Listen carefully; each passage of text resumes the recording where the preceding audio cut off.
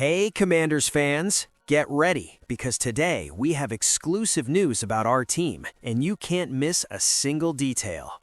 So go ahead and subscribe to the channel, activate the bell to receive everything firsthand, and of course, leave a like to strengthen our fan base and show that we only have true fans here. Our commitment is to always bring you the latest updates, news, and everything that happens behind the scenes of Commanders. So, without further ado, let's check out today's news. Washington Commanders receive bad news about $75 million pro player ahead of the Eagles game. The Washington Commanders will be without their starting quarterback, Jaden Daniels, for the final 3 games of the regular season, including 2 games against the reigning Super Bowl champion, the Philadelphia Eagles. The Commanders will be without 5-time Pro Bowl left tackle Laram Tunsil for at least the first of 2 Week 16 games due to an oblique muscle injury. Lieutenant Laram Tunsil of the offensive team is out for Saturday's game against the Philadelphia Eagles, according to Coach Dan Quinn, wrote Mike Garafolo of NFL Network on X on Thursday, December 18.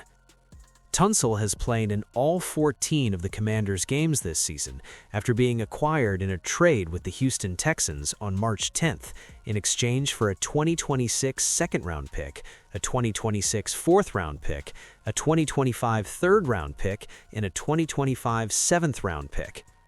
Despite his team's struggles, Tunsil has been one of the best offensive tackles in the NFL in his first season with the Commanders.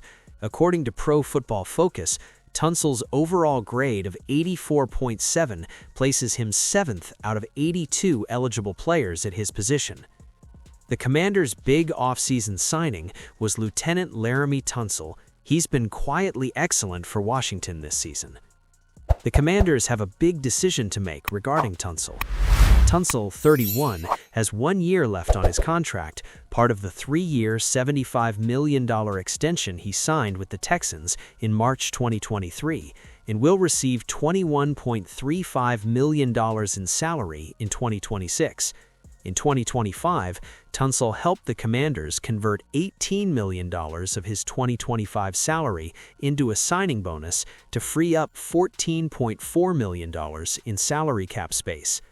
The problem with elite NFL players is this: if they only have 1 year left on their contract and there's no renewal offer, they can get quite irritable. The Commanders showed they were reluctant to offer multi-million-dollar contracts to veteran players. Marcus Mariota's next potential destination has just become painfully obvious. The Washington Commanders have needed veteran quarterback Marcus Mariota more than they ever imagined this season. Jaden Daniels' frustrating injury problems are a microcosm of how things have unfolded for Coach Dan Quinn's team this season, and the second pick in the 2024 draft is now out for the final 3 games of 2025. Mariota will have 3 more games to show what he can do. The Commanders would likely like to keep him on the team when his contract expires. Still, the quarterback can use this opportunity to assess the market for another starting opportunity with another team when the 2026 offseason arrives. And one possible destination for Mariota has just become crystal clear. The Commanders must prepare for Marcus Mariota's departure this offseason. With the Miami Dolphins officially out of playoff contention, Coach Mike McDaniel has benched quarterback Tua Tagovailoa. Rookie Quinn Ewers, selected in the 7th round of the draft, will be the starter. To make matters worse for the University of Alabama graduate, he will be the 3rd-choice quarterback, as Zach Wilson will assume the position of immediate backup. This is a precipitous fall for Tagovailoa. Despite renewing his contract with the Dolphins, his performance has regressed considerably. Poor performance, lack of transparency with the media, and accusations of questionable leadership have led to his decline. Now there is a real chance that he will seek a new job, despite the $67.4 million in termination costs that Miami would have to pay if they released him after June 1st. If this scenario materializes, the Dolphins will need a reliable quarterback to make the transition between the past and the present.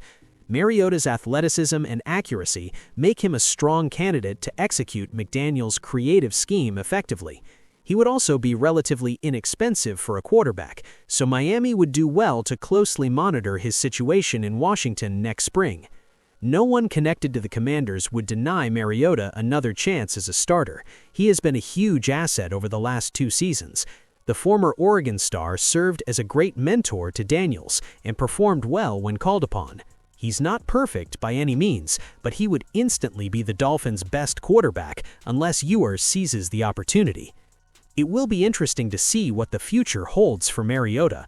The Commanders would like to have him on their team, but at 32 years old, time is running out for him to get another chance to be a starter. Breaking trade. Commanders quarterback Jaden Daniels is traded for Joe Burrow. If the 2025 season taught us anything about the Washington Commanders, it's that the path to winning the Super Bowl may not be with quarterback Jaden Daniels leading the team. Daniels had a brilliant rookie season, but plummeted in 2025. The fact that this happened with the entire roster built around him and with the goal of reaching the Super Bowl speaks volumes. Instead, the Commanders are 4-10 and will spend the final month of the season playing a series of meaningless games without Daniels, who went 2-5 in 7 starts before being sidelined for the final 3 games of the regular season on December 15th. If the Commanders are bold, there's a way for them to return to the Super Bowl in 2026. By bold, we mean trading Daniels to the Cincinnati Bengals in exchange for quarterback Joe Burrow, who perhaps needs a change of scenery more than any other superstar in NFL history. In theory, the mechanics of the transaction wouldn't be too complicated. In this trade proposal, the Commanders send Daniels, their 2026 first-round pick, and their 2027 second-round pick to the Bengals in exchange for Burrow, who is playing under a 5-year, $275 million contract extension that runs through 2029. Why the trade works for the Bengals? Burrow's dissatisfaction with football and life in general was evident in the press conference titled "What Did He Just Say?" held on December 10th. From this, we can draw 2 conclusions. Either Burrow no longer wants to play for the Bengals, or he simply doesn't want to play football anymore. It's safe to assume that Burrow, who turned 29 on December 10th, doesn't want to stop playing. Therefore, he needs a way out of Cincinnati and a stingy owner, Paul Brown, who practically single-handedly ruined the Bengals' last few seasons by not paying their best players, except for Burrow, and then overpaying at the last minute, costing the team valuable capital that could have been invested in more starters. This is bad business. Burrow knows it, and he sees the Bengals saving money where the best NFL teams invest everything. Add to that 4 years of terrible, awful, very bad drafts. The Bengals haven't drafted a player who scored a touchdown since 2023, and you have a big problem. Why trading works for Commanders? There's already enough data on Daniels to know that the injury problems that sidelined him for 10 games in 2025 aren't going away anytime soon. The wide variety of injuries that have caused him to miss games proves this. He missed games due to a knee sprain, a hamstring strain, and a dislocated left elbow. While Burrow has had his own injury problems, this can largely be attributed to the fact that the team had arguably the worst offensive line in the NFL for several years. This won't be a problem in Washington.